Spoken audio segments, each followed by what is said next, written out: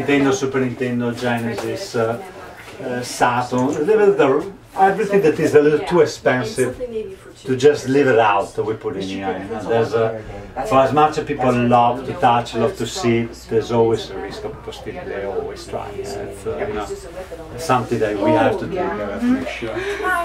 Yeah. Those first I played. Here you have Nintendo 64. So this is all the keys for Nintendo 64. It's good. It's a racing game. PS2, we had to create an extra section because there's no more space in the front. So you have American and Japanese. 4 people to play at once. Well, for 1 to 4 players at one time. Mario Party. Yeah, we split between PS1 and Dreamcast. American the top, Japanese in the bottom. Is it good? That's fun. Yes. I have a board game with tons of mini games in it. Oh. Yeah. See, that would keep them easy for a while. Here a little bit more on the cheap side here of Dreamcast and the PS1 games. And this is our big, you know, retro wall, where you have most of the Nintendo, the Super Nintendo, the Genesis, cartridge only, and some, you know, with a book cover and manual. Behind the face. Video games based off When you go here in the side, you have like a little bit more square things, from the Sega Master System. You have it in here, 32X, Sega CD, some Sega Saturn, the cheap thing. After you go on, you know, 3DO, and you know, you go all the Jaguar, the Atari, a little bit more like something that people need to move through this to get that. So it doesn't, you know, something that is not for the typical customer. Plus, you know, the new stuff, let's call it. No? You have the Wii, the 360, the PS3. Here you have a PSP, import and American. Game Boy Advance here a little bit, and on the other side you have the DS. So this is more like the original stuff. Here you have import, just a small section. It's like the store was a friend of mine's store before me. Okay. So we're talking with that is way over 10 years. You know, my friend was kind of going a little mad, so a lot of people was pissed off. And when we took the store, we started to really focus a lot on collectible and on building up a little museum, so people get some, you know, cultural experience to come to the store, not just a retail experience. People like the physical copy. That's why, for example, if you download on the Wii Mario 64, it's not the same to have a cartridge of Mario 64 and playing on the Nintendo 64. It's a completely different thing. People want to touch it. This is the reason why, except for the expensive cartridge in our store, everything is touchable. There is a feeling of having your hands that you cannot replace it. And you know, this is part of being human. This is part of, you know, of feeling, of seeing, touching, and having in front of you. They give you some kind of gratification that you can substitute on just free in front of a machine and leave a virtual board. Each market, we're going to be an experience for everybody. We have kids that are like 7 or 8 years old, who they come with their parents and they buy Atari games because they want to understand what is Atari game. And they know more than their parents, they become collectors. You know, yesterday was a kid, he probably was like 10, and he spent maybe 2 hours here with his parents, and he made a point to say that he's a collector.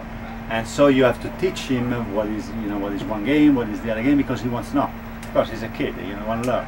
And you have the real collectors who know much more than what we know, you know, and sometimes, normally they come very late at night. That's why we have a late store. Weekend we close at midnight.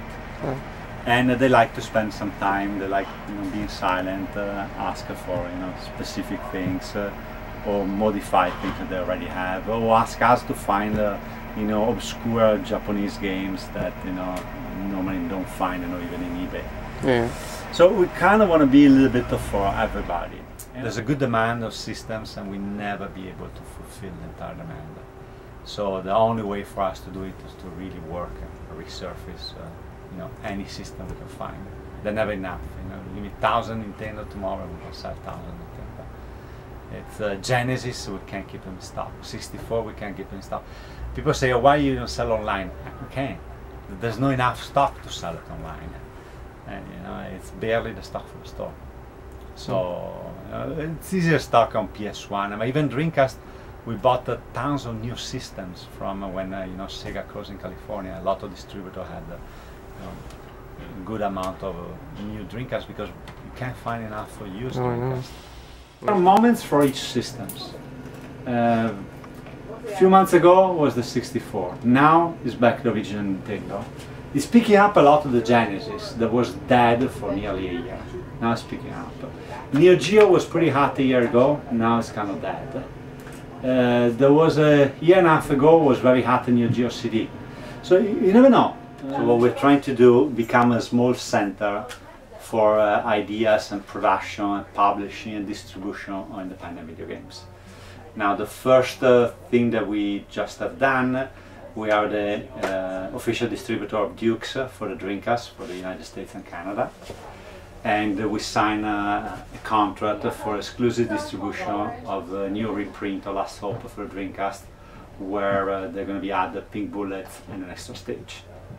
The concept is try to put the Video Games New York as a little bit of the kind of like a light, kind of like a guiding light in the independent market. You know, for a big publisher or a big distributor, they have to sell like 500,000 copies to make money. We don't. We are very happy to sell a few thousand copies, and I think that we're perfect to develop and to consolidate in this market. From Nintendo, Super Nintendo, any kind of cartridge system, any disappear system, we're happy always to talk and to, if we can, to even finance some projects if it makes sense. I'd like to have 4 times the space that we have, and I think that when the lease is going to be over here, we're going to have to move because we absolutely need a bigger space. And I would like to do a little more than what we did last year. At some time we did some very small kind of homey tournament, like original Nintendo tournament or Super Nintendo tournament. I would like to do some PS1 tournament, some Dreamcast tournament, most with the concept of promoting a culture of video games, because video games it's not a Japanese culture, it's really an American culture, it's an American product that in some way became very Japanese. And that's why in a store like this one you're going to have a lot of people who buy imports and who love Japanese games because they are uncut, they are more bloody, they are more fun, they are more difficult, they are not always movie made. You know, please stop making movie games, really stop, it's destroying the market. So, like yesterday, I was telling you, this is part of my personal collection. This is a World Championship 1990, one of the great cartridge. We bought it from the guy who came 7th in the tournament. And he has a little story, this cartridge, because he's from New Orleans. So he had in New Orleans during the Katrina, and he had to pretty much save it from from his house, from the safe in his house. Oh, wow. And after the experience, he said, I don't want to go through another time. I'm going to sell to someone that I know is not going to sell it. And, you know, so we bought from him like nearly 4 years ago. That's the other nice thing about the store. We have a pretty good relationship with a lot of collectors who come here, and they do understand the concept that there's certain piece that we're not going to sell it. And they kind of like that, you know, they can always come here and just see it or ask us to, you know, show them. And that's I think, I don't know, maybe I'm proud of, you know, something like that. This is a copy of Bounty Bob Strike Back. And it's not just the green cartridge, it comes with a map.